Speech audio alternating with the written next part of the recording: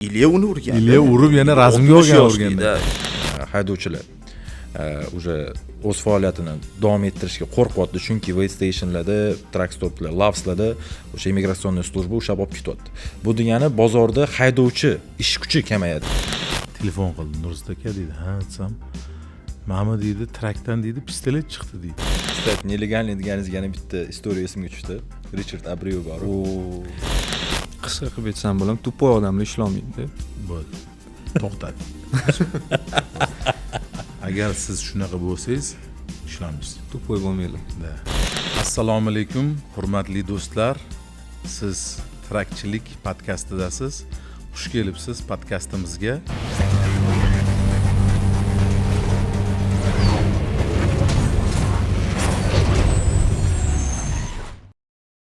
Mani ismim Nurzod Nurali. Bekorga trakchilik deb nom qo'ymadik.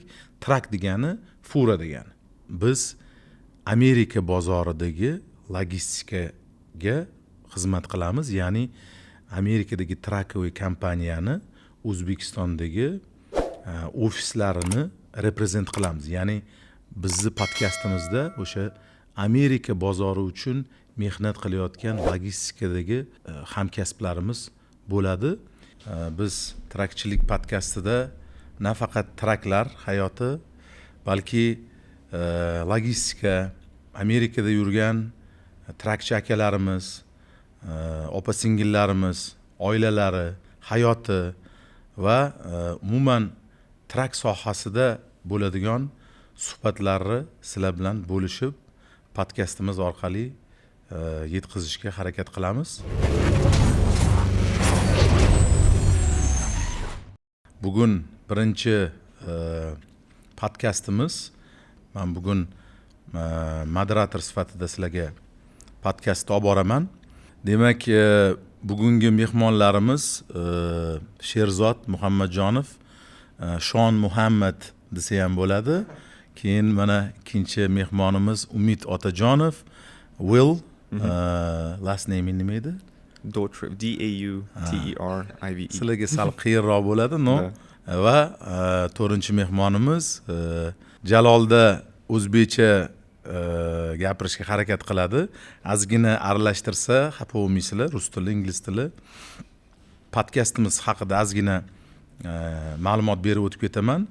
Trakchilik podkastini boshlashimizdan maqsadimiz trakchilik podkasti logistika sohasida ishlaydigan aka-ukalarimiz, opa-singillarimiz uchun o'zini fikrlarini bo'lishadigan, o'zini hayotiy tajribalarini bo'lishish uchun platforma sifatida yaratdik.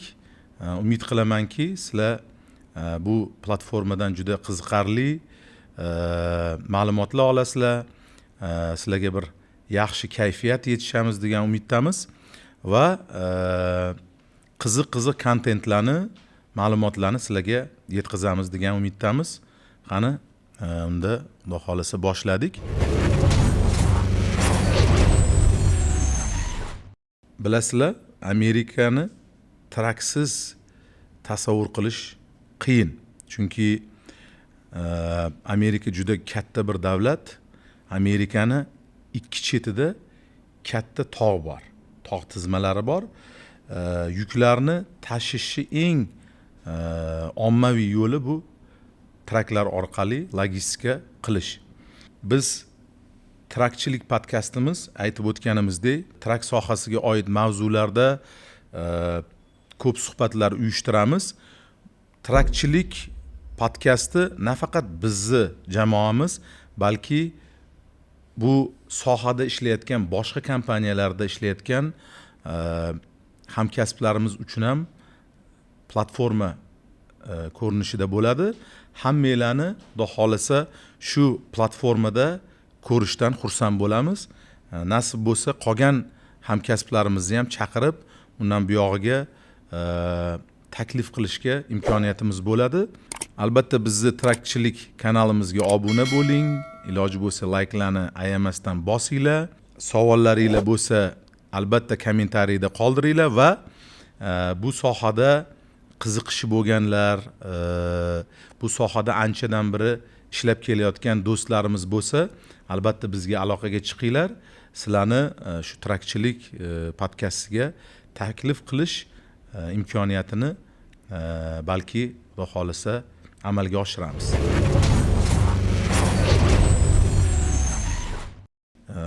Do'stlarimizga, mehmonlarimizga so'z beramiz.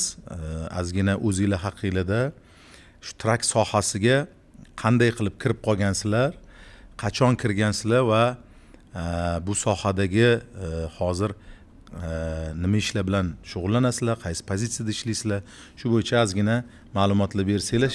Sherzod, sizdan boshlaymiz. Shon Muhammad, Sherzod Muhammadjonov. Assalomu alaykum, barcha bizni kuzatib turgan trakchilik podkastining muxlislariga. Men bu trakking sohasiga kirib qolishim tasodifiy bo'lgan.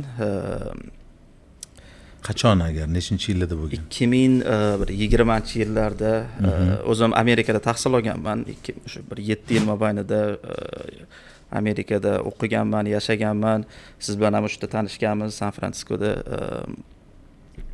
Shu o'qish tugatib O'zbekistonga qaytganimda shu примерно 2020-yillarda pandemiyani как раз boshida bo'lgan. Pandemiyani boshida bo'lgan. Uspet qilgan ekansan. Kirib olishga ulgurganman. Uspet qilganman. O'shandan keyin o'sha anaqa bo'lgan, o'sha aeroportlar yopilgan, ko'pchilik qolib ketib qolgan u yoqda. Shu 20-yilni trackingdan ham oldin anaqada boshlagan ekanman. Entry engineeringda boshlaganman. Katta kompaniya. Neft-gaz va obyektlar quradi asosan. Katta kompaniya. Lekin baribir qanaqadir to'g'ri kelmagan, yoqmagan u yoqda ishlash. Keyin o'sha 20-yilda oxirlarida o'sha STLda boshlaganman. STL ham juda katta kompaniyalardan biri. O'zbekistondagi ko'pchilik biladi. O'sha o'zbeklar orasida eng katta kompaniyalardan biri. O'shda boshlab 4-5 oy ishlaganman u yoqda. Keyin boshqa kompaniyaga o'tib, u yoqda dispetcherlik qilganman. O'sha update'dan boshlab o'sha dispetcherlik qilib, u yoqda o'sha menejerlik pozitsiyasigacha chiqib, o'sha ishlaganman. Undan keyin uylanib, o'sha o'zim servis qilishni boshlaganman. Dispatch, accounting, safety servicelar qilib berardim. O'sha mendan outsource qilishadi. Hozirgacha bor bunaqa servislar. Shu 5 yildan oshibdi shu tracking sohasidamiz. Hozir full time boshqa kompaniyada ishlayman. 70-80 ta trackimiz bor bu yoqda ham. Reklama bo'lib qolmasin hozir. Zo'r, молодец. Bu Amerikada men Sherzodni Amerikadan taniyman, San Fransiskoda hamkasbim bo'lgan deb bemalol ayta olaman, chunki biz Uberda tirikchilik qilardik o'sha paytlari. Sen ham Uberda ishlagansan, ham u o'qirdi. Bular молодец. O'sha ko'p joyda aytganman, Andijonli bir necha kishi edinglar, bir 10 kishi bo'lardi. 10 ta bola juda bitta splachonniy jips, hammasi o'qirdi. Hammasi hozir zo'r joylarda ishga kirib, juda bir zo'r lavozimlarda ishlab, hayotini juda bir to'g'ri yo'lga qo'yib olgan bolalar. O'shalardan biri Sherzod. Sherzod, rahmat qisqa anaqa uchun, intro uchun. Endi gapni so'zimizni Umidga beramiz. Umid, marhamat. Meniga jam unchalik qiziq bo'lmagan logistikaga ham, shu Sherzodga o'xshab men ham tasodifan kelib qolganman logistikaga. O'zi boshida niyatim yo'q edi logistikada ishlash. Oldin dars berib yurardim, mana bolalar biladi. Ancha yildan beri dars berib yurgandan keyin bo'ldi, men o'zimni patologimga mana shu boshim taqalgan, boshqa sohada o'zimni yo'nalishimda ishlashim kerak deb ishdan ketganman. O'sha ishlashim kerak bo'lgan joy o'xshamay qolgan, deb vazirlik deb qo'yamiz. O'shandan keyin qaysi vazirlik agar sir bo'lmasa? Innovatsiya vazirligidan taklif kelgan edi, ozgina o'xshamagan. Endi o'zini yaxshilik nyuanslari bor ekan. Ozgina o'xshamagan Innovatsiya vazirligi bilan. Shundan keyin ukam amakivachcham logistikada ishlardi. Keyin shu yerda update'da bizda hozir joy bor. Bitta odam kerak edi. Bo'ldi, Pakashtoga ishlab turarman, keyin tez oy ish topaman deb Pakashtoga mana 4 yil bo'lyapti. Xo'p, o'zi update'dan boshlaganman, update'dan keyin dispatchdan keyin accountingdan keyin operationsda ham ishlab ko'rdim. Oxiri aylanib fleet bilan safety departmentga kelib qoldim. Hozir получается oramizda eng ko'p eng har xil departamentlarda ishlaganlardan bittasi san Bitta ekansan. shu ELD'da ishlamadim. ELD'da ishlamading, qolgan hammasida ishlab ko'rding. Молодец. Birinchi ish joying qaysi bo'lgan? Birinchi ish joyimmi? Endi hozir kompaniya yopilib ketgan. WeWork Smart degan kompaniya bo'lardi. VVS deyishardi. VVS deyishardi. Endi bir paytlar yaxshi kompaniya bo'lardi. Dispatch team ham kuchli edi. O'sha men ustozlarim, update dispatch o'rgatgan ustozlarim men uchun hali ham juda kuchli dispatcher, juda kuchli updater hisoblanadi. Lekin nimadir noto'g'ri ketib qolgan bir paytlar, shu bilan kompaniya bankrot bo'lib, ko'p kompaniyalarni peshonasiga bu narsa yozildi. Bu normal holat. Juda ko'p kompaniyalar o'sha krizis boshlangan paytda yopilib ketdi. Bu bo'lib turadigan holat. Молодец, nima deydi, o'sha birinchi experiencing bo'lgan, ko'p narsa o'rgangansan. Yaxshi. Hozirgi kunda endi ochig'ini aytib qo'yaman, mayli biz hammamiz hamkasbimiz. Qayerda ishlashimizni aytmaymiz, aytmaslikka qaror qildik, reklama bo'lib qolmasligi uchun. Biz mana Umid, Sherzod, Jaloliddin to'rtalamiz bir kompaniyada, bitta komandada birga ishlaymiz. Umid, молодец, rahmat.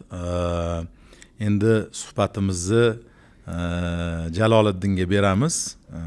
Jaloliddin, marhamat. Assalomu alaykum yana bir bor.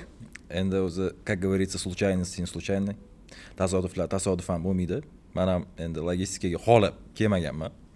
Men ham Umidga o'xshab logistikaga kelishimdan oldin ancha-muncha joylarda ishlaganman. Stroykada ham ishlaganman. National klubda ham ishlaganman.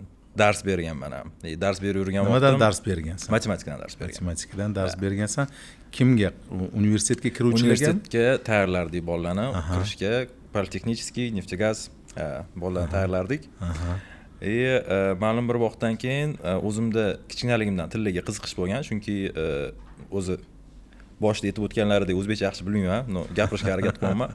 Yaxshi chiqyapti, молодец, zo'r. Klassno. Ingliz tilini o'rganishga qaror qilganman 2019-yil. Orada mana shu Covid mavzusi boshlangandan keyin o'qishlarimiz onlaynga o'tib ketdi. Уже men ham ishlay olmayman, уже logistikadan предложение tushyapti. Bir 6 oy javob bermaganman.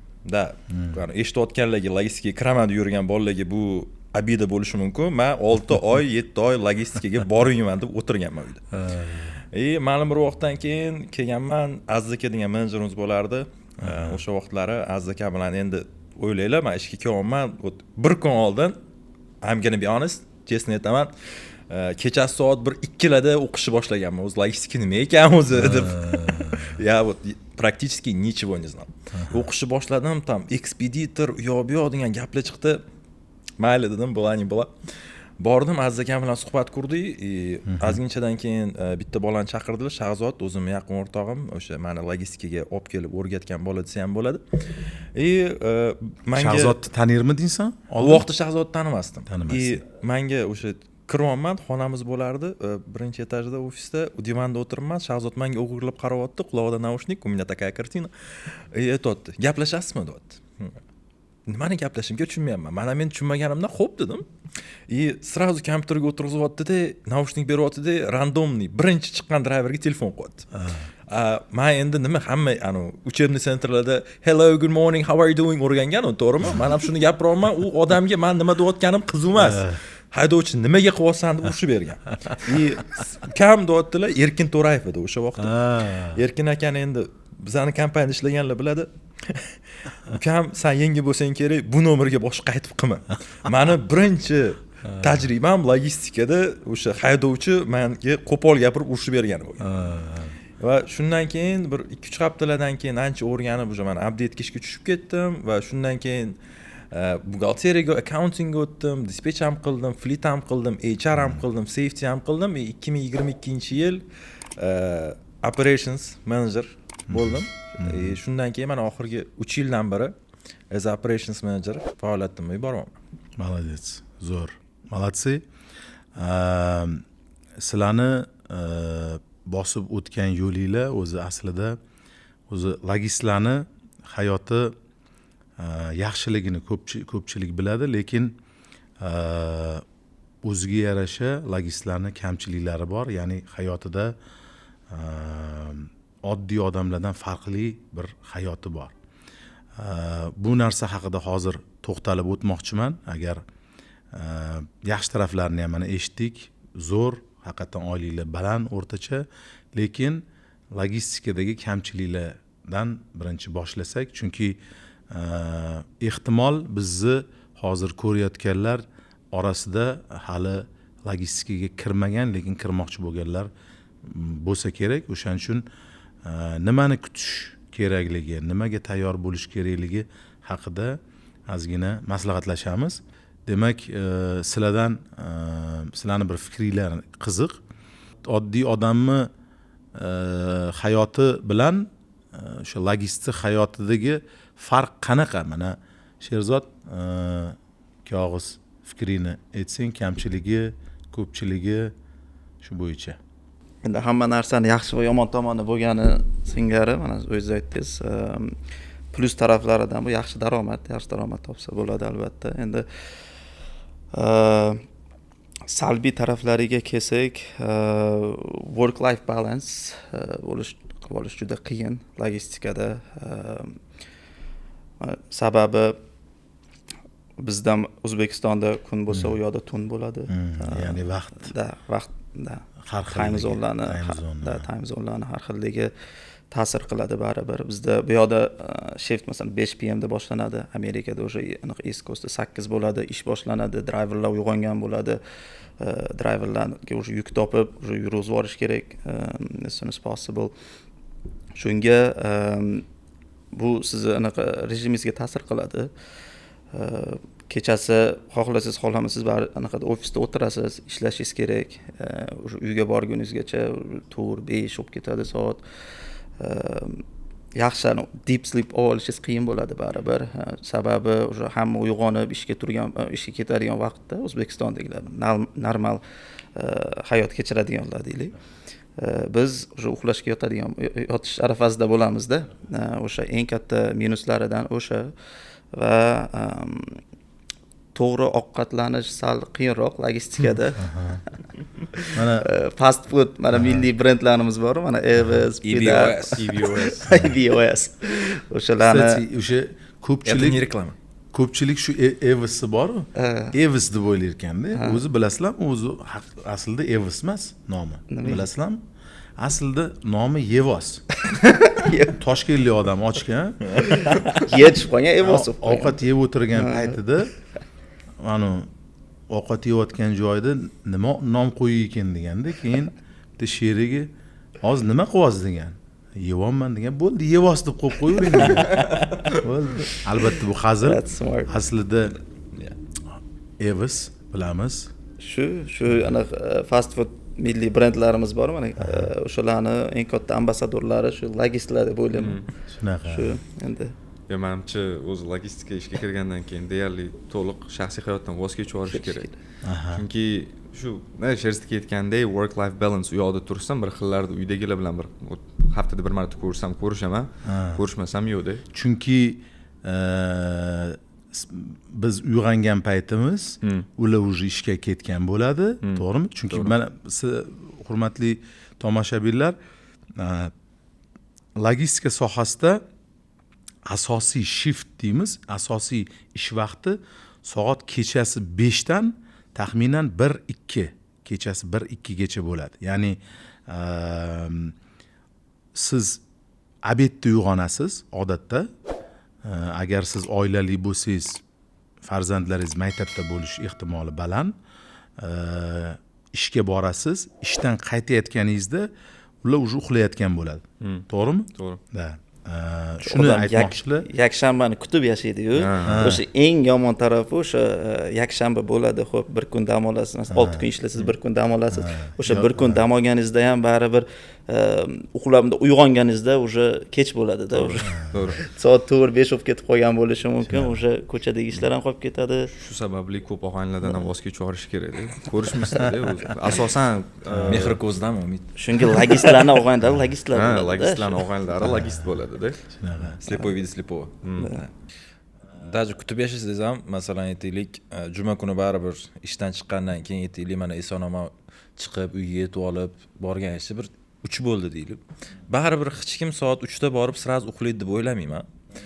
Instagramga kiriladi, YouTube'ga kiriladi, например, yoki kofe ichishga boriladi. Kofe ichishga boriladi, bolalar bilan bo'lmag'ir bir gaplarni gaplashib, ya'ni ishni gaplashmaymiz deb yig'ilinadi, lekin hamma keladi, o'zining problemasini aytishga boshlaydi. Ishda nima bo'ldi, nima qo'ydi, kimga nima dedi, shu narsalar bo'ladi. Va shunaqa qilib eson-omon 7 da uxlaganingizdan keyin soat 1-3 da turib kelasiz. Shu bilan o'zi hayot yo'q. Masalan, men shanba kuni uyda qolsam, masalan, dam olish kunlarim uyda qolsam, men uyda bayram, chunki meni 5 kun ko'rishmaydi. Chunki masalan, men uyga kelaman, hamma uxlayotgan bo'ladi, men turganimda uyda hech kim bo'lmaydi, men o'sha chiqib ketaman, shu bilan eshikni qulab ketaman, bo'ldi, uydagilarni ko'rmayman. Основной minus men nima degan bo'lardim, это влияние на здоровье. Sog'liqqa ta'siri yomon katta, chunki baribir o'tirib ishlaymiz, plus kechasi, harakat juda kam. Masalan, men rostini aytaman, kuniga bir 200 ta qadam yursam kerak. Uyda endi ozgincha yuraman, mashinaga o'tiraman, ishxonaga kelaman, liftdan ko'tarilaman, bo'ldi. Liftdan tushib yana mashinaga keyin uyga. Demak, logistika sohasida ishlaydiganlarga trenirovka qilish demak juda muhim, to'g'rimi? Mana bilamiz, o'tirib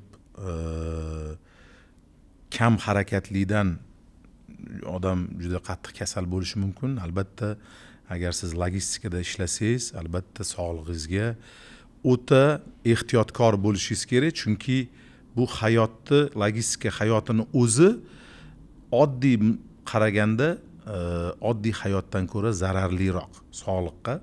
Shuning uchun sog'liqqa o'sha uyquni, demak, aktivniy hayotni yo'lga qo'yish albatta juda muhim. Yana logistika sohasiga hali kirib kelmaganlar yoki qiziqishi bor va logistikada ishlayman degan aka-ukalarimizga, singllarimizga, opalarimizga aytib o'tmoqchimiz, birinchi navbatda katta stress. Xohlaysizmi, xohlamaysizmi, bu yerda stress bor, давление bor, pressure любое время bo'ladi. Chunki masalan aytaylik, haydovchi, u Amerikadagi masalan trak haydayotgan haydovchi, u shu trak ichida yashaydi. 24 ga shuning ichida yashaydi, uxlaydi, ovqatlanadi, круглосуточно он за рулем, за дорогой. U odam ba'zida настроенияsi bo'lmasligi mumkin, jahldor bo'lib qolishi mumkin va shu furani ichida bu bir oylab yashaydi. Hech qanaqa bir свободный borib tam искупаться, покушать нормально, либо отдохнуть у него, sharoit yo'q. Sharoiti ma'lum bir masalan siz kelyapsiz, uydagilaringiz bilan masalan bo'ldingiz, ovqatlanib bemalol yaxshi настроение kelyapsiz-da, u odamda unaqa opportunity yo'q. Unaqa возможность yo'q odam. Siz bilan baribir aloqalashayotgan, telefon qilib gaplashayotganida u sizga nojo'ya gap qilishi mumkin, urishishi mumkin, haqorat qilishi ham mumkin. Shu narsalarga tayyor bo'lish kerak, chunki bir-birimizni tushunishimiz kerak. Menda savolim bor sizlarga. Nima uchun AQShda trakchilik biznesi masshtabi juda katta? Shu bo'yicha ozgina fikrlaringizni bera olasizlarmi? Men aytib o'tishim kerak bo'lgan bitta narsa bor, shu trakchilik masalasida, chunki eng ko'p talabga ega bo'lgan soha hisoblanadi. Nima hisobiga? Amerikada bilasizlar, shahar juda ko'p. Bitta shtatda o'zida bir 20 ta 30 ta kichkina shaharchalar bor va temir yo'l yoki boshqa logistika yo'llarini o'ylaydigan bo'lsak, u narxi ham juda qimmat, u yoqqa olib borish ham qiyin. Misol uchun temir yo'l orqali furani oladigan bo'lsak, любой yo'lga kirib ketib turadi. Bu joyga kiradi, yukini tashiydi, ketadi. Ikkita tog' ham bor. O'sha tog'da, Amerikada endi tog'da tunnel qilish temir yo'l uchun juda qimmat, bilasizlar. O'sha ham bir sabablardan biri deb o'ylayman. Amerikada qo'shimcha qilib o'tmoqchiman. Endi hammamiz bilamiz, Amerika juda bir katta mamlakat. Adashmasam 4-o'rinda turadi dunyoda. Shunga ham mana Umid aytib o'tdi-yu, masalan, har kerak bo'lsa bitta shtat ichida shu bir 10 talab, 20 ta 30 talab shaharlar bor. Shu sababdan ham mana traklar yuk tashish uchun qulay vosita hisoblanadi. Traklar yana bir qulayligi shundaki, yani door to door service deymiz. O'sha xomashyo qayerda ishlab chiqariladi, masalan, o'sha joydan olib, o'sha skladdan, qayerda bo'lsa o'sha skladni o'zidan olib, o'sha receiverni o'ziga olib borib beradi. Samolyotlarda, masalan, samolyot orqali tashiyman desangiz, unaqa imkoniyati yo'q. Poyezdlar orqali ham unaqa imkoniyati yo'q. Poyezdlar orqali qiladigan bo'lsangiz terminalga tushadi, baribir anaqa bor-ku, anovi so'nggi mila, o'sha last mile baribir anaqa trakka bo'yniga qoladi, baribir trak o'sha olib borib berish kerak bo'ladi. Shu sababdan ham o'sha Amerikani mana shu trucking industrysi Amerikani mana shu 70% mahsulotlarini tashiydi-da. 70%. Bu juda katta ko'rsatkich. Demak, qulaylik jihatidan va iqtisodiy jihatdan ancha demak o'ziga yaxshiroq qolgan variantlarga qaraganda, temir yo'liga qaraganda. Demak, o'sha производительdan oladi, xohlagan joyga olib borib beradi. Agar shunaqa bo'lishi mumkin, mana bilamiz, bitta zavoddan yuk olib 3 ta 4 ta joyga ham bo'lib bitta yukni tashab ketsa bo'ladi. Bu ham juda qulaylik yaratadi. Tezroq bo'ladi. Tezroq bo'ladi. Temir yo'llaridan ko'ra baribir tezroq bo'ladi. Temir yo'l bo'lsa, siz zavoddan olib temir yo'l stansiyasiga olib borishingiz kerak.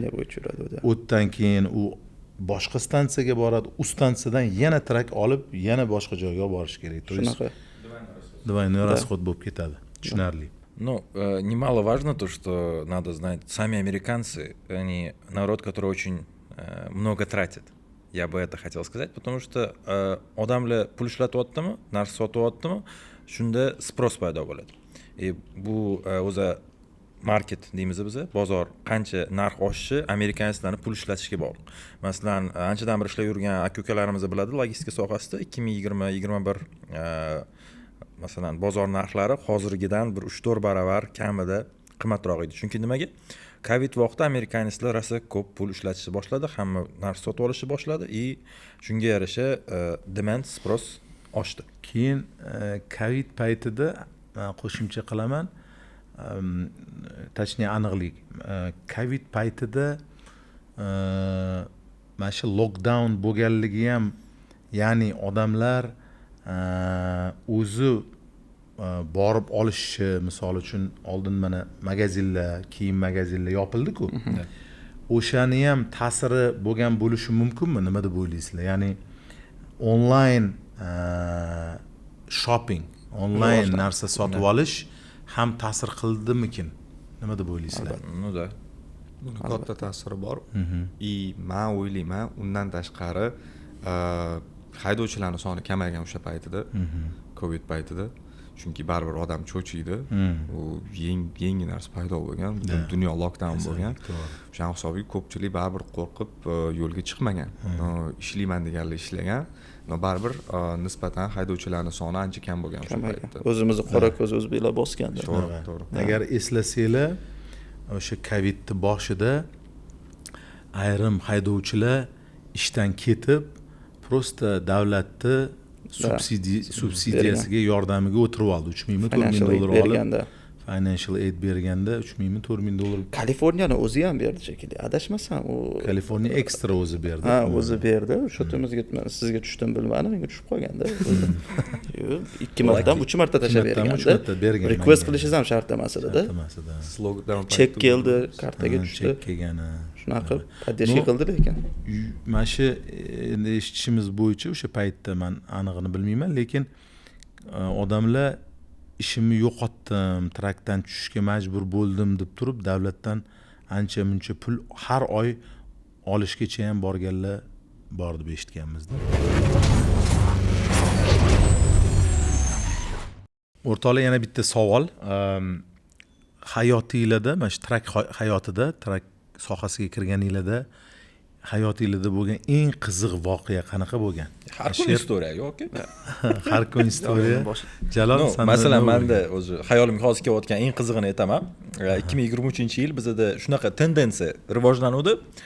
Bir oy ichida, adashmasam bu avgust oylarida ikkita haydovchimizni bir haftaning ichida most turishgan, mostga kirib ketgan. Bilsanglar endi trak kichkina emas, uni ko'rsanglar ham bo'ladi. Clearance trak o'tish uchun 13 bo'lish kerak kamida. Bitta driverimiz kirib ketyapti, trak bilan trailer kabriolet bo'lyapti, ikkinchisi kiryapti, tiqilib qolyapti. Shundan keyin mana Umid o'zimizda mana safety, безопасность degan bola o'sha most rasmga olyapti-da, haydovchilar gruppasiga tashab chiqyapti. Hamma driver ko'ryapti, haydovchilar o'qiyapti-da. Bir haftadan keyin boshqa driverimiz xuddi o'sha mostni bu tarafidan uryapti. Endi Nursultonga aytayotdi o'shanda kelib, "Bolalar, sizlar xato qilgansizlar. Sizlar bu tarafini rasmini tashlabsizlar. Bu yog'ini ham olib tashlash kerak edi." deyaptilar-da. O'sha 2023-yil adashmasam общий счет biza 5 ta most turganmiz. Страховка ham mana agentimizga telefon qilyapti-da, "Sizlar nominglarni o'zgartiringlar, kelmayaptimi?" deyapti-da. То, что мы будем этот сносить мосты. Oxirgisi mostda noyabr 30-sida bo'lgan. Men safetyga endi o'tgan paytlarim most urib kabriolet qilib yuborgan, mana martga o'xshab ertasiga armiyaga surib yuborganman. Shunaqa bo'lgan. Yo, atak eng qiziq narsa menda shu birinchi kompaniyamda mana update ishlayotganimga 1 oy bo'lgan. Oylik olgan kunim, oylik oldim, xursandman. Covid boshlangan payti hech kim yo'q ofisda, bitta o'zim update'da o'tiribman, 50 ta trakka qarab. Bitta ownerimiz bo'lardi, amerikanец, zo'r mujik edi, Jared degan. Unga biz yuk olganmiz, coast to coast olganmiz, 11800 mi, 11600 ga olganmiz. DTH'ga ham to'lattirganmiz, broker juda yalingan, Nevadadan Kaliforniyaga DTH qildirganmiz. Bir payt ketayotganda shu qayerdadir shu Montanadamidi, Idahodamidi yozatdi-da, bolalar, короче, trakimni turbinasi chiqib ketdi deyapti-da. Endi men bu paytda trak nima, turbina nima, 1 oy bo'ldi kelganimga-da. Xo'p, to'g'riman dedim. Update berib o'tirmadim. Hozir men короче 20 mayl ketyapman, 20 mayl per hour ketyapman. Hozir shopga borib olay, shop bilan gaplashaman, senga aytib o'raman deyapti. Amallab yetib olgan shopga, brokerga 6 soat update bermaganman. Shu shopda turgan bo'lgan. Flitimizga qo'ymanman-da. Aytman, o'rtoq, mana qanday so'ksa bo'ladi? Men owner degan. O'z degan. Keyin bo'pti, xo'p deganman. Endi men o'ylagan seriozniy problem bo'lmasa kerak. Men turbinasi chiqib ketgan bo'lsam, obratno qo'yib qo'yib turmasin deganman, deyapman. Shopga kirgan, u yoqda turgan bir 4-5 soat. Men brokerga update bermaganman. Bu yoqda dispatch menejerimiz kelyapti. Dispatch menejerga broker telefon qilyapti. Bolalar yukimiz qalay deyapti. U ham endi bilmaydi, yaxshi ketyapti desa, u ham turib deyapti-da. Men hozir trekkingdan qarayapman, 5 soatdan beri bitta joyda turibdi. Nima bo'ldi deyapti-da. Menga qayilyapti.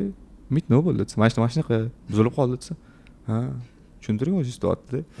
Tushuntiraman. Короче, aytdim, mana короче turbinasi chiqib ketdi. No, lekin biz mana shopga keldik, chotki bo'ladi, u yoqqa yotsam, broker yozayotgan gapi, "Ну, с каких пор mana turbinasi chiqib ketgani update berilmaydigan problema bo'lib qoldi. You didn't give us any updates, we're in deep" deyapti-da, turib broker ham.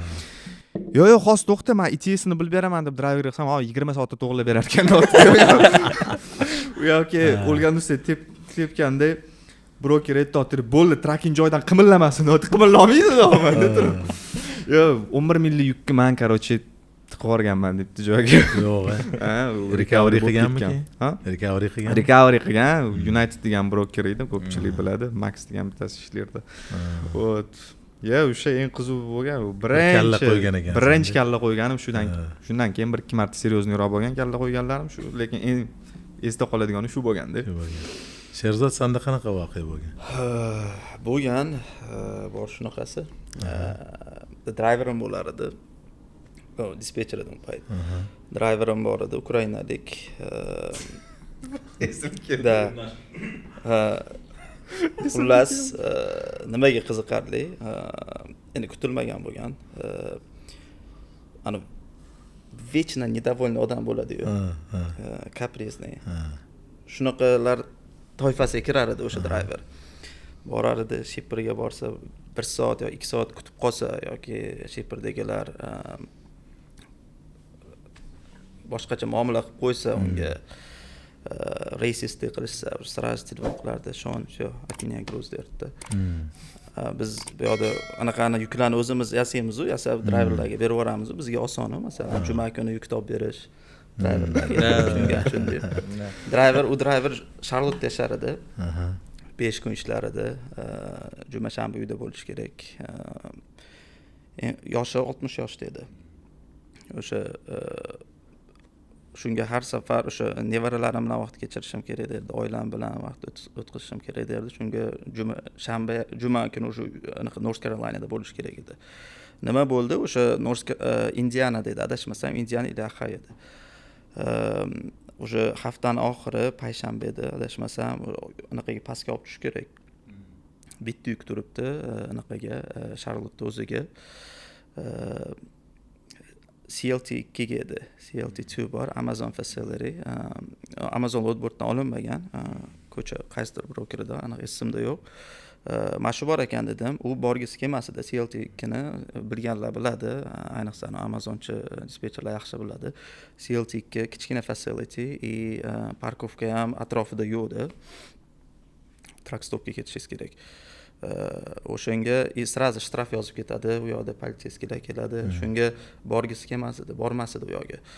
Mana shu bor ekan dedim, ha bo'pti, xo'p, olib ber dedi. Boshqa iloji yo'q, uyga tushish kerak. Bordi.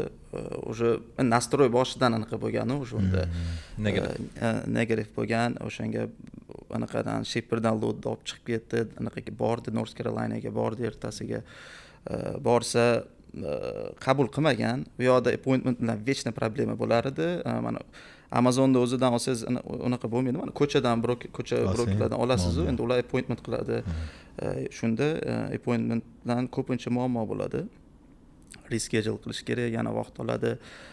Qabul qilmagan, o'sha yonida anaqa bo'lgan, yo'q, yordam hech qanaqa o'sha ko'chaga ham parkovka qilish mumkin emas. No parking sign bor atrofida. Gas station bo'lgan, gas stationga aniq qilgan, park qilgan o'sha yerda.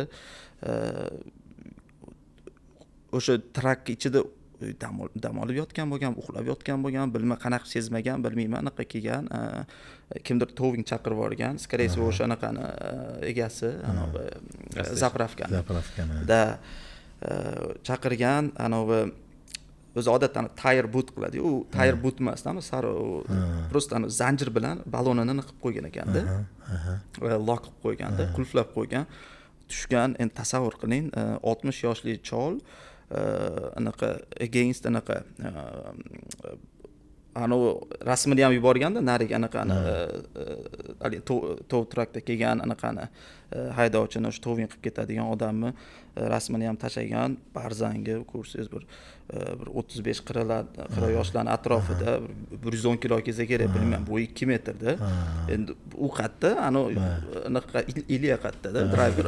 Bilmayman, 60 yosh. Anavi yechmagan anaqani zanjirni. Yechmagan, o'sha gap tortishgan, telefonni olib qo'ygan, uni Qoravoy telefonni olib qo'ygan. Mana shu joyga qo'yib yuborishimiz kerak. Qoravoy degan bizga. Ular afroamerikanis. Afroamerikanis bo'lgan, to'qimoqchi bo'lgan odam. Telefonni olib qo'ygan. Ilya telefon qildi, biroq telefon qilib, "Shon" dedi, "Mana shunaqa bo'lyapti. Anaqa tayram lock qilib qo'ydi, yechmayapti." dedi. Bilan bo'p telefonni ber desam, anaqaga spikerga qo'ygan, dinamikaga qo'yib, "Qarshi driverning shunaqa telefonimni olib qo'ydi, bersin" deb qilyapti, yig'layapti. Juda bir kulgili holatda. Keyin nima bo'lgan, o'sha telefonni qaytarmagan. Chiroyli tushuntirishga harakat qildim. Yo'q, anaqa qilmadi, tushunmadi driverim. Oxiri nima bo'ldi? O'sha telefonni qo'ygandan keyin beyzbolni bita bilan uribdi, o'sha qoshini yorib yuborgan. Rasmga ham olganda, rasmga olib gruppaga tashlayapti-da. Rasmga qamalib ketdimi keyin? Ha, mana o'sha rasmga gruppaga tashladi, yana telefon qildi. "Shon, aytdim senga CLT 2 ga olib berlaydi." Yo'q, o'zi owner operator confirmation bergan, o'zi ol degan, uyga kirish kerak. Men tushunmadim. Ilya urganmi, Ilyani urishganmi? Yo'q, Ilya uni urgan. Ilya urib yana rasmga olgan urganda. Uni bita ham bor ekanda, eng qizig'i trakada. Uni urgan, shundan keyin politsiyskilar kelgan, bosib olib ketgan. o'sha politsiyskilar bosib olib ketishdan oldin o'sha momentda telefon qilib shunaqa ish bo'ldi, xotinimga telefon qilib anaqa bir og'iz aytib qo'y xavotir olmasin degan. Xotini biladi shekilli xarakterini, xotiniga o'sha telefon qilganimizda sразу ofisdan telefon qilganmiz, mana shunaqa ofisdan telefon qilyapmiz, ozgina shunaqa insident bo'libdi deganimizda уже sразу panika qilib vahima qilib tashlagan. Bilar ekan o'zi xarakterini. Adashmasam 17 ming 20 mingga tushdi-da o'sha driver. O'sha anaqani trak bilan treylerda olib chiqib ketishi o'ziga ana maksimalni charge qilgan. Towing. Da, towing maksimalni charge qilgan и u yoqda endi o'sha jailga tushgan, u bond to'lab xotini necha pul примерно bir 10 ming to'lab olib chiqqan bo'lsa kerak. Nabarot bo'lganda nima bo'ladi? bo'ladi? Nima bo'ldi bilmayman. No o'sha ham bond to'ladi, ham bu yoqda bizda o'zi 5-6 oy ishlagan bo'lsa bilmadim endi. Ham o'sha hamma bizni to'plagan o'sha save qilgan pullarni ishlatib yubordimi bilmayman. O'sha boyaga anaqada gaplashdik-ku, o'shani baribir stress resistant bo'lish kerak-da. Sal o'zini bosib olish kerak. Driver bilamiz, tushunamiz, oson emas. No, mana shu o'zini kontrol qila olmasligi oqibatida shunaqa katta anaqaga rasxodga tushib qolishi ham mumkin. Rasxod mayli, ertaga shu anaqada qolib ketishi ham mumkin-da. Qamoqda qolib ketishi ham mumkin. Bizda bir marta bitta qiziq bo'lgan voqea, uzr gapingni bo'ldim. Bitta haydovchimiz kelgan, trakni tashagan, ketish kerak bo'lgan. Hamma narsasini olganda ketgan. Keyin bir payt endi ishchimiz bor, trakni qabul qilib oladigan, telefon qildi. Nursit aka dedi, "Ha, desam, "Mana dedi, trakdan dedi, pistolet chiqdi" dedi. "Qanaqa pistolet?" desam, "Rost akasin, otadigan rost akasin pistoletmi?" desam, "Ha" dedi. Bosib ko'rmabdilar. "Anaqasi bormi?" desam, "Yo'q" dedi. "Magazini yo'q lekin" dedi. U demak magazinni отдельно qayergadir olib qo'ygan bo'lgan. Keyin haydovchiga telefon qildik-da, "Menga qara" dedik, "Sen dedik, tentakmisan" dedik. "Olib yurish mumkin emas u pistolet." "Bu yoq" desam, desak, u "Meniki emas" deb turib oldi. "İyi" dedik, hayron bo'ldik. Keyin bilsak, vidima u undan oldingi haydovchiniki qolib ketgan bo'lgan. Xullas, nima qildi-da? Politsiyaga hozir beradigan bo'lsang, u kimnidir berishing kerak, familiya berishing kerak, investigation. Ol musorga tashlab yubor dedim. Ular musorga tashlab yubordi. Nelegalniy deganingizga yana bitta istoriya esimga tushdi. Richard Abreu bor. Не нужно курить, это плохо, это вред для здоровья. Hech qachon chekmanglar. Nevada shtatida driverimiz inspection bo'lyapti, duty to'xtatyapti, politsiya to'xtatyapti, tekshiryapti, driver yonida marixuana chiqyapti. Driver yonida marixuana chiqyapti-da, уже nasha bilan bulbulatori chiqqan. Bulbulator. Voy. Chiqyapti, endi hour service qo'yyapti 24 soatga violation beryapti, yo'q bu yoq. Sидел ham cancel bo'lib ketdi shundan adashmasam. Men telefon qilyapman-da, говорю, biri Richard deyman. "Sen ne chekyapsan? Mumkin emas-u. Bilasan-u to, что men chekib olib, ichib olib haydab bo'lmaydi" desam, Nevadada legalize dedi-yu. Voy tentak. U bilmaydiki, u legalize bo'lgan bilan trakda yurganlarda nasha chekish mumkin emas. Amerikada ayrim shtatlarda nasha chekadi, qaysidir shtatlarda legalni bilasizlar, lekin trak haydaganda farqi yo'q, mumkin emas. Shuning uchun trakka chiqib chakib yurgan bo'lsanglar, voy to'xtatinglar. To'xtating. Yo'q, o'zi bitta shtatda legalize bo'lsa, ikkinchi shtatda ham legalize bo'lsa, bittadan ikkinchisiga o'tkazganga ham statya bor-da, narkotrafik. Sochi Nevadadan Kaliforniyaga o'tkazsa ham, ming ruxsati bor bo'lsa ham, baribir qamoqqa tiqib qo'yadi. Shunaqa. Shunisi bor. O'zi har xil narsa topganmiz trakdan. Tracking qiyinmi? Haydovchilar va biznes egalari ko'pincha qanday qiyinchiliklarga duch keladi? Sohamizdagi qiyinchiliklar, ya'ni Jaloliddin Oltiroy aytganidek, haydovchilarning hayoti juda qiyin.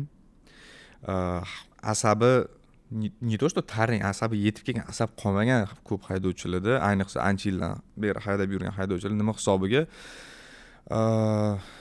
oilasidan yiroqda yuradi ular.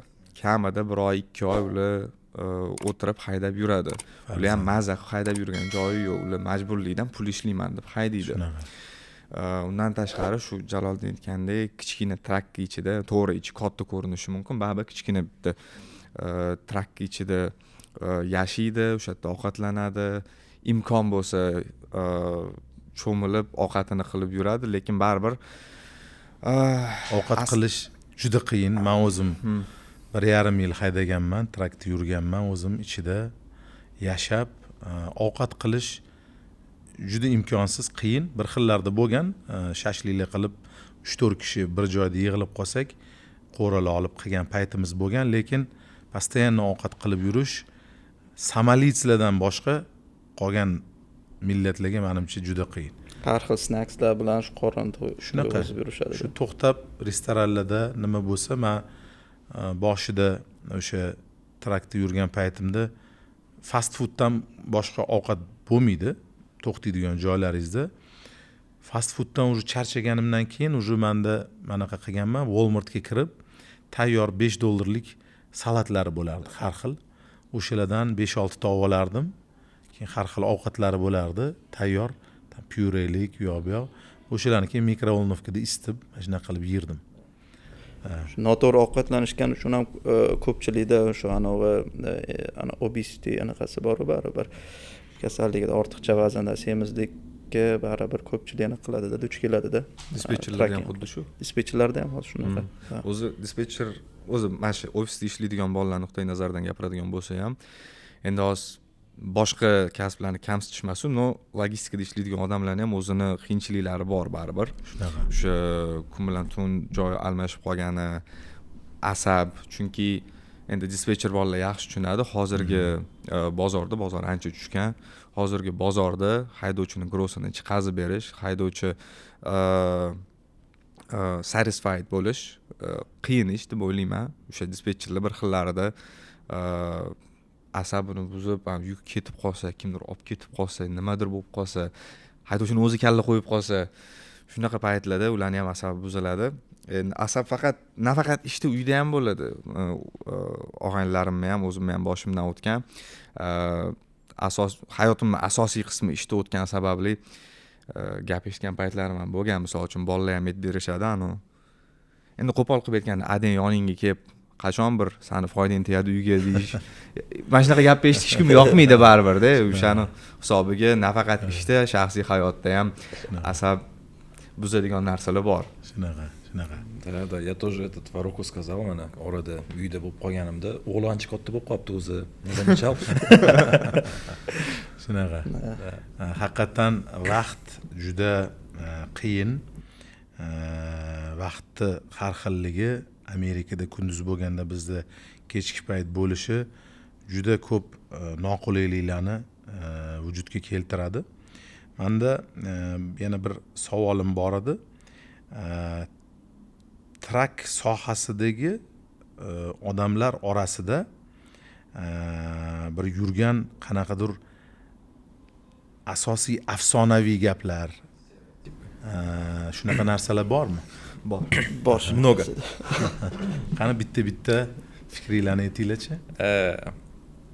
Потраченные нервы, время, силы и личная жизнь, сон не стоят тех денег, которые вы думаете здесь заработаете.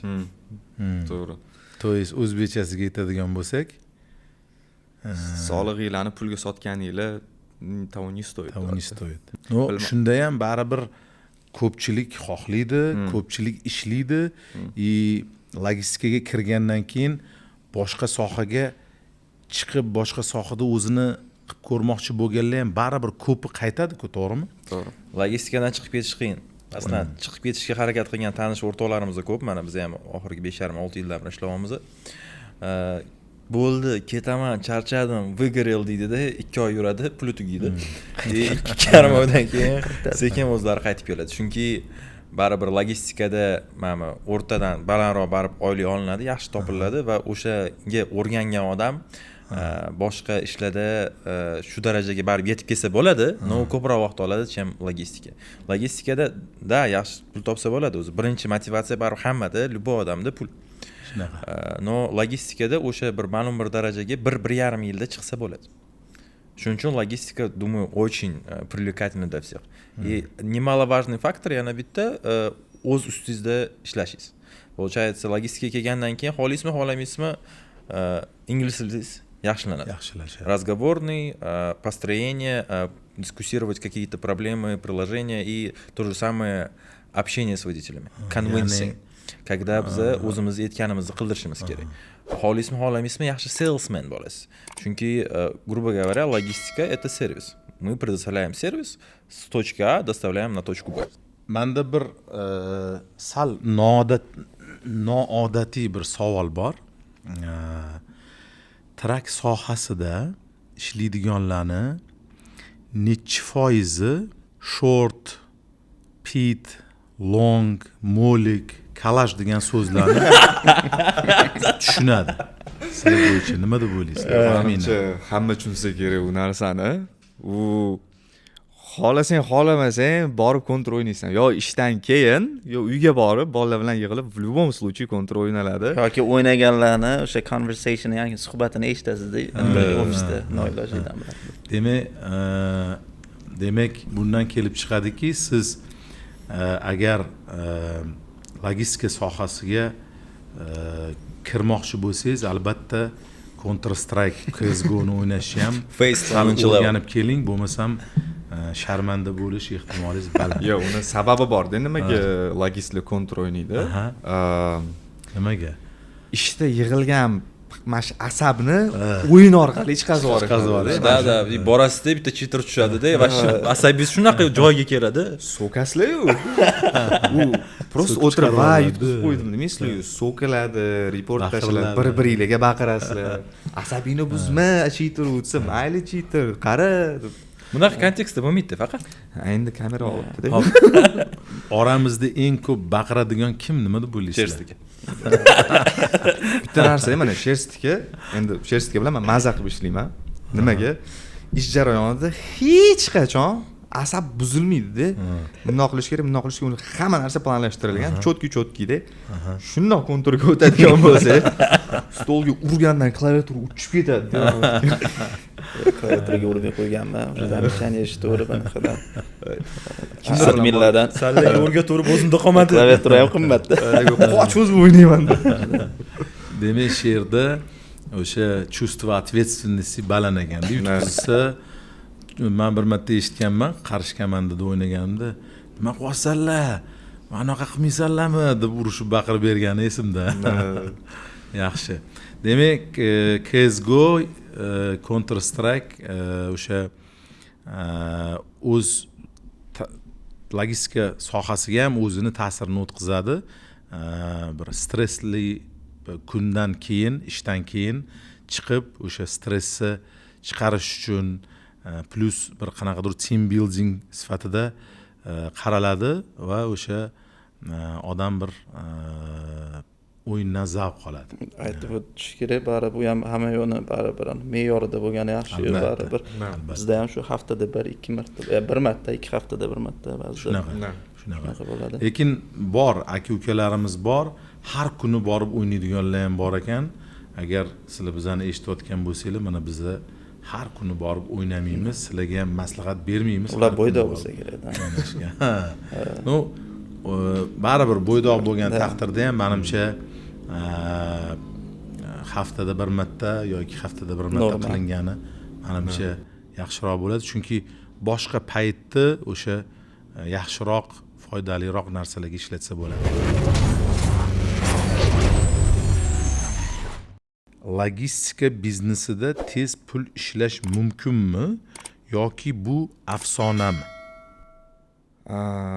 Logistikada ko'p sohalarga nisbatan ko'proq pul ishlasa bo'ladi, lekin ko'pchilik qisqa vaqt davomida ko'p pul topaman deb xato qiladi. Shunisi bor. Unaqa qisqa qilib aytadigan bo'lsa, ko'pchilik o'ylaydi, logistlarning puli ko'p, bolalar havodan pul qiladi deb o'ylaydi. Unga men o'ylaymanki, u reklama aybdor deb o'ylayman. Mana shu kurslarni, boshqa kompaniyalarning reklamalari chiqib turadi. Mana yaqinda o'zimda ham bittasi chiqib qolibdi, qiz chiqib logistikada ishlasanglar oyiga $4,000 dan $10,000 gacha o'rtacha topsanglar bo'ladi deb gapirdi. o'lgan ustiga tepganda adamga shu video chiqib qolibdi-da. Mana oshxonada o'tirmas, adam ko'rib Qani o'sha o'tiribdilar. pulni. No, menga qarab, "San ham shuncha topasanmi?" deb qoldilar. Endi xudo xolasa dedim, mana xudo xolasa bo'lib qoladi, lekin shu noto'g'ri fikrni menimcha shu mana shunaqa reklamalar yetkazib beradi. To'g'ri, logistikada ko'p joyga nisbatan ko'proq pul topsa bo'ladi, lekin u qisqa vaqt davomida emas, vaqt o'tgan sari shu ma'lum bir summaga kelsa bo'ladi. Shunaqa. Endi bilasizlarmi, orada misol uchun bo'lishi mumkin kimdir o'shanaqa ishlab topayotgan bo'lishi mumkin. U lekin o'rtacha deyilganda albatta bozordagi o'rtachani aytilish kerak. Ayrim holatlarni o'rtachaga o'tkazib yuborish kerak emas. O'rtachani menimcha juda ko'p podkastlarda ham u haqida misol uchun trak sohasida ishlaydigan do'stlaringiz bilan maslahatlashsangiz ham o'rtacha kim necha pul topishini bilib olsa bo'ladi. Demak, trakda baribir trak sohasiga kirganda men o'ylashim bo'yicha shu o'rtacha bir $400-500 boshlanadi, to'g'rimi? Shu bilan qobiliyatga qarab, yog'i tajribaga qarab oshib boraveradi. Shunaqa. Qancha ko'p bilsangiz, shuncha narxingiz baland bo'ladi logistikada. Shunaqa. Endi tez degani ham o'zi nisbiy tushuncha-yu. Shunaqa. Masalan, kimlar uchun tez, ba'zilar uchun tez bu 5-10 yildir. Masalan, davlat ishida ishlaydiganlar, nisbatan oylik kamroq joyda ishlaganlar uchun 5-10 yildir tez. Logistikadagilar uchun masalan 1 yil, 6 oy, 2 yil. Shunaqa range. Ya'ni kimlar misol uchun $500 bilan kirdi, 1 yildan keyin misol $1000 olishi ehtimoli bor. Bu normalni. То есть agar buni tez deydigan bo'lsak, demak, tez oshirish mumkin. Yaxshi, qo'shimchalar bo'lsa, marhamat, bo'lmasam qanday odamlar tracking sohasiga aynan AQSh bozorida ishlay olmaydi? Qisqa qilib aytsam bo'lam, tupoy odamlar ishlamaydi. Bo'ldi. To'xtadi. Agar siz shunaqa bo'lsangiz, ishlamaysiz. Tupoy bo'lmaylar. Da. Qo'y bo'lish mumkin emas. Xo'p. Ya'ni haydovchilar bo'lsa tupoy ham ishlayveradi. Yo'q, hozir sal qiyinroq bo'lib qoldi. Mana ELP mandatelar bo'ldi, mana English Language Proficiency. Ingliz tili bilmaganlar hozir ishlay olmaydi. 15-iyuldan adashmasam. Immigratsion statusda sal muammolar bor haydovchilar, odamlar, ya'ni o'sha immigrantlar hozir CDL olishi ham muammo. Sohani tushunmaydiganlar uchun qisqacha qilib aytaman. Yaqinda yangi qonun chiqdi. Ya'ni o'sha green card yutib borganlar emas, именно mana Meksika orqali kirib dokumentini chala qilganlar, ya'ni o'sha o'zini bir dokumenti bor, o'shani olmasdan даже olgan bo'lgan taqdirda ham hozir mana o'sha eng oxirgi o'sha bayonotida non-domicile. Shon Daffini o'sha transport kotibi o'sha vazirini eng oxirgi bayonotida o'sha non-domicile CDL holderlariga katta urush ochdi. Hozir Kaliforniyada juda ko'p kuzatilgan. Kaliforniyani hammamiz bilamiz qanaqa shtatligini, liberal. O'sha DMV, o'sha Kaliforniyani DMVsi o'sha haydovchilarni o'sha Apple CDL olishga, CDL olmoqchi bo'lgan o'sha odamlarni o'sha immigratsionni statusini tekshirmasdan CDL berib yuborgan. Adashmasam, anavi avariya bo'ldi Floridada, o'sha Punjabda, Hindda, Punjablimidi. O'shani ham CDL Kaliforniyadan tutib kelishdi keyin. Shunaqa shunga o'sha bu yog'iga o'sha non-domicile CDLlar berilmaydi. Shunaqa CDL borlarda ham hozir mana wait stationlarda ko'rib turibmiz, ICE'lar har xil reydlar o'tkazyapti. ICE o'shani Homeland Security anaqalari ishchilari bilamiz. O'zbekistondan juda ko'p vatandoshlarimiz Meksika orqali Amerikaga borib, juda ko'pchiligi trakka chiqqan. Demak, shular hali dokumentini qilmagan bo'lsa, green kartasini qo'lga olmagan bo'lsa, demak ular hozir trakdan tushishga majbur. Shunaqa qaysidir kompaniyada mana o'tgan kuni eshitdim, bir kunda 60 tami 70 tami haydovchisi tushib ketibdi o'zbeklarda demak katta Da. trakovый Juda- kompaniya bo'lgan da. demak o'zbek haydovchilar soni ham ularda ko'p bo'lgan o'shaning uchun ham o'zbek haydovchilar soni ko'p bo'lgandan ham o'sha именно Meksikadan o'tganlari har ko'p xil. bo'lganda Meksikadan, immigratsion o'tganlari statusda ko'p sal muammosi borlari ko'p bo'lgan ularda. bo'lgan, Shu sababdan endi ham ayniqsa Oklahomada bo'ldim, bir kunda 130 tasini tutib ketdi. O'shandan keyin o'sha ancha-muncha driver o'shani ko'rib, o'sha yangiliklarni o'qib, qo'rqqanidan tushishga majbur bo'ldi. Jaloliddin, bu holat hozirgi kunda mana bozor bilamiz, bozor oxirgi 1-2 yilda yaxshi emas. Hozir bu holat bozordagi narx ko'tarilishiga ta'sir qiladimi, nima deb o'ylaysiz? Da, 100%. Chunki birinchi navbatda hozir o'zi bozor tushish sababi ham o'zi mana aytaylik 2022-yil aprel-may oylaridan уже bozor 2.3 edi per mile. O'shandan sekin-sekin spat dальше ketishi davom ettirdi. Hozir kunga keladigan bo'lsak, bozor в среднем hech kimga sekret emas $2. Endi qaysidir kompaniyalarda o'zimiz bilamiz, eshitgan kompaniyalarimiz bor. Они ancha balandroq yuradigan kompaniyalar ham bor. Liniyalari bor, qanaqadir brokerlar bilan kontraktlari borlar, da yaxshiroq yuradi. No, o'rtacha oladigan bo'lsa $2. No, hozirgi mana для душнил особенно 29-sentyabr 2025-yil o'sha kuchga kirgan qonun non-domicile CDL holder haydovchilar уже o'z faoliyatini davom ettirishga qo'rqyapti, chunki wait stationlarda, truck stoplar, lavslarda o'sha immigratsioniy slujba ushlab olib ketyapti. Bu degani bozorda haydovchi ish kuchi kamayadi. Taxminan qancha necha ming odam trakdan tushadi deb o'ylaysizlar mana? O'zi mana Amerika bozorida hech qiziqqanmisizlar? Necha million 3,5 millionta haydovchi bor. 3,5 millionta haydovchi bor. Oxirgi ma'lumotlarga qaraganda. O'shalardan nechidir 100 mingtasi taxmin bo'yicha anaqa o'sha tushadiganlar. Я думаю, на районе 15%. 15%. 15%. Где-то 500 mingga yaqin. Agar 15% emas, mayli 10% agar odam tushgan taqdirda ham bozorda demak katta o'zgarish bo'ladi. To'g'rimi? Hozirgi mana oxirgi bir hafta 10 kun ichida yo oxirgi haftalarda o'zgarish sezildimi?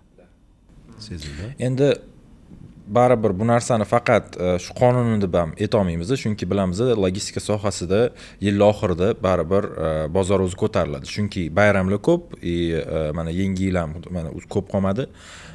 Christmasga rosa ko'p rasxod qilinadi, bozor ancha sifatliroq bo'ladi va yana bitta sababi o'sha qish kelganda, sovuq kelganda ko'p haydovchilar haydamaydi. U pravasida muammosi yoki immigratsiyonistda muammosida ham emas, o'zini hayotidan qo'rqqaniga haydamaydi. Chunki o'zingiz tasavvur qiling, 20 tonnalik грубо говоря, mashinani rulida o'tiribsizda, to'g'ringizda qorli, muzlagan yo'l. 40 tonnalik. Ну, я про груз говорил, ну ладно. 20 tonna to'g'ri. Да, у вас сзади 20 тонн практически. 20 tonna yuk olinadi. Да. Da. Ko'p haydovchilar o'zi ishlamaydi. Shunga yarasha bozor ham ko'payadi, chunki there is over volume compared to the capacity. Savolingizga javob ingliz tilini bilmaydiganlar va o'sha statusida, o'sha immigratsion ya'ni statusda muammosi borlar ishlay olmaydi endi bu yog'iga. O'zimizni bu yerdagi O'zbekistondagi ofislarda ishlaydigan qanaqa toifadagi odamlarga nima deb o'ylaysizlar? Ну, разно можно сказать. Например, Umid aytib bo'ldi o'zini мнениясini siz tuppoy bo'lmanglar. Yo'q, uzr gapingizdan bo'ldim. Asosiysi chaqqon bo'lsa bo'ldi. Ingliz tili esa zo'r bo'lmasligi mumkin, tajribasi nol bo'lishi mumkin logistikada. Chaqqon ishlaydigan bo'lsa, sust bo'lmasa, logistika sohasida o'z yo'lini topib tez tortib ketadi u 100%. To есть ingliz tilini keyin o'rganib, ozgina tortib yo'q, ingliz tilini bilish kerak. Ingliz tilini bilish kerak albatta. ma'lum bir darajada bilish kerak. Ma'lum bir darajada bilish kerak. Gaplasha oladigan Qaysi departamentda ishlashiga ham bog'liq ekan. To'g'ri. Hop, endi yana bir savolimiz, mana shu AI rivojlanishi ertaga O'zbekistondagi ofisimizni hamkasblarimizga qanchalik ta'sir qilishi mumkin deb o'ylaysizlar? Ya'ni o'sha loadboardlarni avtomatizatsiyalashi, brokerlar AI ga integratsiya qilishi, shular bo'yicha bir prognozlar bormi? Уже AI sirmas, уже bu sohaga kirib bo'ldi. Даже mana Amazonda ishlaydigan dispetcher aka-ukalarimiz biladi. Даже masalan performansingiz baland bo'ladigan bo'lsa, siz bilan уже торговляni, negotiationni AI qiladi. Bir ikkita brokerlar bor, уже telefonga yukka masalan yuk chiqyapti, A'dan B'ga telefon qilyapsiz, AI javob beradi. Masalan o'zimizni как trakoviy sohadagi logistika kompaniyalar bor-borlarda ham masalan bizani ishimizni yengillashtirish uchun birinchi navbatda aytaylik rekruting, haydovchi ishga olish, rekrutingga ham уже AI kirib keldi. Masalan aytaylik 3 ta bolangiz bor, masalan 100 ta lead kelyapti, 100 ta haydovchi nomeri kelyapti, u 3 ta bolangiz ularga telefon qilib chiqqancha bilmadim. Bir kun vaqt ketar deylik. AI shu narsani ancha tez qilib oladi. Chunki AI 100 tagacha qo'ng'iroq bir vaqt ichida qila oladi. Undan ham ko'p qiladi kerak bo'lsa. Undan ham ko'p qiladi, kerak bo'lsa. No, грубо говоря, mana o'sha AI ga aytaylik ma'lum bir miqdorda pul to'layapsiz, u o'sha bolalarning ishini ancha tezroq, ancha sifatliroq qilyapti. No, не нужно отменять фактор, baribir odam yaxshiroq tushunadi. Hali unaqa global ta'sirini ko'rmadik, lekin уже звонокlar kelyapti. Da. Hurmatli do'stlar, podkastimiz yoqyapti degan umiddamiz. Yana bir nechta savollarimizni beramiz. Sizlarda agar savollaringiz bo'lsa, albatta yozib qo'yinglar. O'sha kommentariyga bizga yozib qo'ysanglar, biz keyingi podkastlarimizda u savollaringizga ham javob berishga harakat qilib o'tamiz. Yana bir savolim, mana Elon Muskni bilamiz, traki bor. O'sha Tesla. Xullas furasi bor. Tesla trak. Elon akamizni o'zi yuradigan traki bor. Undan tashqari mana Freightliner chiqaryapti. Taxminan qachon o'zbek logistika kompaniyalari o'sha traklarni olib, o'sha haydovchisiz demak traklarni yurg'izishi yo'lga qo'yadimi yoki buni ko'proq o'sha katta kerrierlar qilib o'zligi infrastrukturani qurib ula boshlaydimi? Nima deb o'ylaysizlar? No, bunga ancha ko'p vaqt va mablag' kerak deb o'ylayman. No, bu narsa o'zi ishlayapti. No, ma'lum bir shaharlarning ichida aytaylik infrastrukturasi qurilgan, yo'llar yaxshi, masalan polosalari chizilgan, polosani yarmi yo'q, o'rtasida chuqur emas. O'shanaqa ma'lum bir shaharchalarda o'zi bu narsa ishlayapti. Haydovchi yo'q, o'zi avtopilotda borib yetkazib ish yuritilyapti. Mana video ko'rdim yaqinda, Xitoyda o'shanaqa kichikroq trak, даже ichiga odam ham o'tirmas ekan, o'tirishga ham joy yo'q. O'shanaqa trak o'zi ketyapti yo'llarda, ko'rgan bo'lsanglar, videolar tarqalib ketdi. Amerikada ham o'shanaqa yo'nalishda bo'larmikin yoki imенно o'sha trakka o'xshab ichida odam ham o'tirsa bo'ladigan treyler tortadigan bo'larmikin yoki shunaqa kichkina box trakchilar ko'proq paydo bo'larmikin? Nima deb o'ylaysizlar? Box truck скорее всего. То есть birinchi last mile ga kirib keladi, to'g'rimi? Short runlarga birinchi kirib ketadi, lekin long haulga, ya'ni long haul, ya'ni uzoq masofaga yetkazib berishga hali yana ancha bor bo'lsa kerak. Kamida bir 10 yil. Shu o'tgan kunini qildim, o'sha bitta ikkita artikellarni o'qidim, videolarni ko'rdim. Ko'p kompaniyalar shuni ustida ishlayapti, ko'pchiligida bor shunaqa texnologiya, shunaqa traklari bor, haydovchisiz yuradigan. No paka baribir ichida odam bor, odam o'tiribdi. Ko'ramiz bu yog'iga qanaqa bo'lar ekan.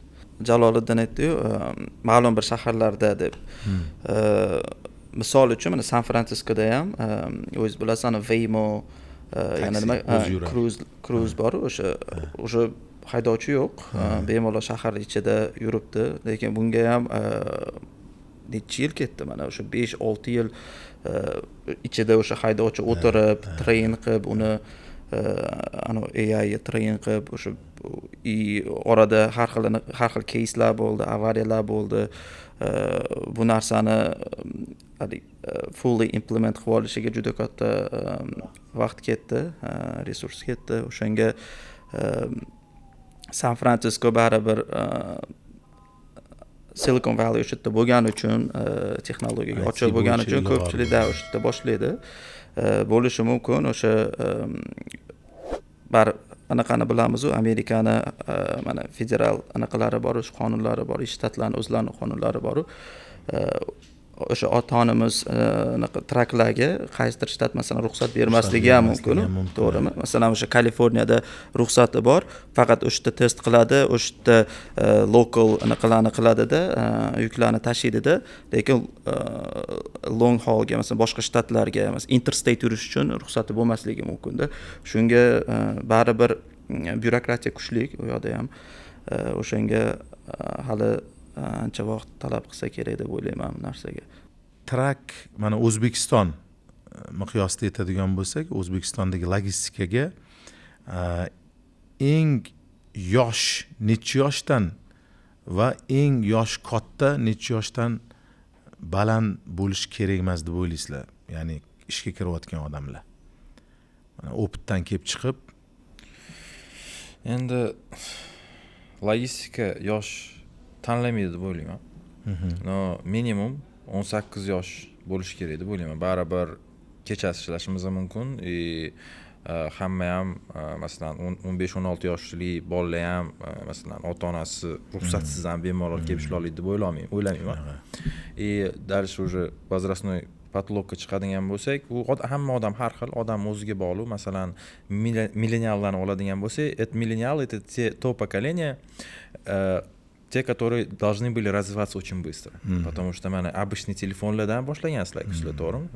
Knopkali telefondan sizlar уже sensorniga o'tdinglar, smartfonlar chiqib ketdi и sizlar tezroq приспособились. Понимаете? К изменениям. И hamma bu narsa odam o'ziga bog'liq deb o'ylayman. И hamma xohlagan, ishlamoqchi bo'lgan niyati bor, harakat qilsa bemalol ishla oladi deb o'ylayman. Patologiya lekin shu 18 yoshlardan boshlash kerak. Unda oxirgi gapirib o'tilmagan dolzarb masalalar bo'yicha to'xtaladigan bo'lsak, oxirgi yengilliklardan o'sha anaqalarni etdik, to'g'rimi? Pravasi o'zbeklar tushadi. Shunaqa hammani og'zida shu gap hozir hamma qo'rqib yuribdi. Hoptrans. Hoptrans? Bo'lgan avariya. O'zi masalan o'zi mana shu narsaga o'zi nima olib keldi? Nelegallar mana shu yil mobaynida adashmasam 5 ta katta avariya bo'ldimi? Juda ko'p bo'ldi. O'lishi bilan o'zi fatality. Ular menimcha chiqib ketdi ommaga. Ommaga chiqib ketdi. Dashkami bor edi. Dashkami, ya'ni kabinning ichkarisida ham. Bu Hoptrans u o'zbek kompaniya emasmi? O'zbek kompaniya. Owner o'zbek emas edi, menimcha, no ko'p ishlaydigan bolalar shu yerdan ishlardi. U nima bo'ldi u yerda? Hoptransda haydovchi adashmasam uxlab qolgan edi-da. Bitta mashinada целый oila ketayotgan bo'lgan edi, o'sha mashinani urib ketgan edi. 5 ta odam o'lgan edi o'sha avariyada. 5 ta odam o'ldi. O'rismidi, voditelь? Yo'q, haydovchisi kubalik edi, и haydovchisi nelegal edi. Shunisi bor. Sидел esimda yo'q, qayerdan olgan edi, lekin shu nelegal haydovchi bo'lgan, shu целый oilani o'ldirib yuborgan, uxlab qolib rulda. Shu narsa ommaga chiqib ketib juda rezonans bo'lgan, ha? Internetda chiqib ketib juda katta rezonans bo'lgan, shu darajaga borgan. Shu ommaviy axborot vositalarini ishchilari shu kompaniyani boshqa haydovchilarini topib, ismini bildirmasdan ulardan intervyu olib, mana shu kompaniyani ichida bo'layotgan hamma narsalarni haydovchilardan olgan. Mana shu hamma kompaniya qiladigan ishlarni to'g'ri, noto'g'rimi endi hammasini aytib bergan haydovchilar, shu narsalar ham setga chiqib ketgan. Shundan keyin bilishim bo'yicha ofis yopilib ketgan, bu yoqda bolalar tarqalib ketgan. Har xil O'zbekistonda ofisi bor-da. Ofisi bor edi, o'sha dispetcher safety da mana og'aynim ishlardi, u og'aynim ham aytdi, bo'ldi, mana shu bankrot bo'ldi kompaniya yopildi, bolalar tarqalib ketdi deb aytdi. Bunaqa holatlar ham bo'lib turadi. o'sha yerda yurgan aka ukalarimiz, haydovchilarimiz, shu yerda ishlayotgan do'stlarimiz, hamkasblarimiz birinchi o'rinda hammamizni boshimiz omon bo'lsin, ota-onamiz har doim sog' bo'lsin va sog'lig'imiz har doim yaxshi bo'lib, hech qachon pand bermasin. Qolganini nasib bo'lsa hammamiz ishlab topib, barakamizni bersin, rizqimiz to'kilgan joydan terib yurish nasib qilsin. Sizlar bilan birinchi trakchilik podkastini trakchilik podkastini birinchi demak soni nihoyasiga yetmoqda. Sabr qilib bizani eshitganingiz uchun rahmat etamiz. Mehmonlarimizga ham rahmat etamiz. Bugun Kamina Nurzod Nurali men moderatorlik qildim. Lekin bundan buyog'iga asosiy moderatorimiz Umid Will ukamiz o'zi moderatorlik qiladi. Orada qaysidir sonlarda men ham qaytib moderatorlik qilish Xudo xolasa nasib qiladi degan deb o'ylayman. Ukalarimizga hammasiga rahmat. Sherzod, Umid, Jaloliddin maza qildik. Mana men hozir o'zimni niyatimni barcha bizni ko'rib turgan aka ukalarimizga aytdim. Sizlarda mana shunaqa niyatinglar bo'lsa, iltimos ikki og'iz o'zingizlarning niyatinglarni shu bizani tomosha qilayotgan aka ukalarimizga aytsanglar. Agar shu vaqtgacha ko'rgan bo'lsanglar, значит logistikaga realniy qiziqasizlar va ishlamoqchisizlar. Bitta narsani aytib o'tmoqchimanki, mana masalan men intervyu ko'p olaman-ku ishchilarni. Oka, men uchebni sentrda o'qiganman, men unaqa qilganman, bunaqa qilganman deb keladi bolalar. Agar ingliz tilingizlar realniy exceptional bo'ladigan bo'lsa, menga qattiq o'qiganinglar, qanaqa uchebni sentrda o'tirganinglar menga qiziq emas. Zo'r ingliz tili bilan kelinglar, masalan ishlaylik. Biz masalan любой bolaga shans berishga men o'zim xohlayman. Nafaqat senga, menimcha даже qolgan odamlarga ham ingliz tili exceptional bo'lsa-da, shustri bo'lsa olinadi demoqchisan, to'g'rimi? Olinadi. Qo'shilamiz. Xohlayapsizlarmi? Harakat to'xtatmanglar. Любой опыт это опыт. Ты не проиграл, ты просто получил бесценный урок. И oxirigacha harakat qilinglar, и может в следующий раз ты будешь здесь сидеть. Rahmat. Umid, и no hate to him. No hate. Yo, to'g'risida tupoy bo'lmaydi. Yo. Komediya uzdiga qimmatbaho vaqtingizni ayamay mana shu dasturimizga tashrif berganingiz uchun rahmat deb aytaman. Yo, asosiysi podkast oxirigacha ko'rgan bo'lsanglar minnatdorchilik bildiramiz va logistikaga qiziqgan bo'lsanglar, savolingiz bo'lsa, bemalol biza aloqaga chiqamiz. Katta rahmat oxirigacha ko'rganlarga. Oxirigacha ko'ribdi, demak haqiqatda shu trackingga qiziqadi, logistikaga qiziqadi yoki orasida haydovchilar ham bo'lishi mumkin. Ularga ham katta rahmat. Sizlar bo'lmasanglar biz ham ishimiz yo'q bo'lmaydi bu yoqda. Katta rahmat. Xo'p, transportdagilarga sizlarga sabr, charchamanglar. Boshinglar omon bo'lsin. Boshinglar omon bo'lsin. Hamma narsa bo'lib turadi, logistikada hamma narsa bo'ladi. Bosinglar gazini. Hurmatli do'stlar, mana podkastimiz yakuniga yetdi. Har biringlarga biz vaqtinglarni ayamaganingiz uchun minnatdormiz. Amerikada yurgan aka-uka, haydovchi akalarimiz, ukalarimiz, hamkasblarimiz, hammanglarga omad tilaymiz. Boshinglar omon bo'lsin. Yo'llarda yurgan akalarimizga yo'linglar har doim oq bo'lsin, yo'ldoshinglar haq bo'lsin. Rahmat.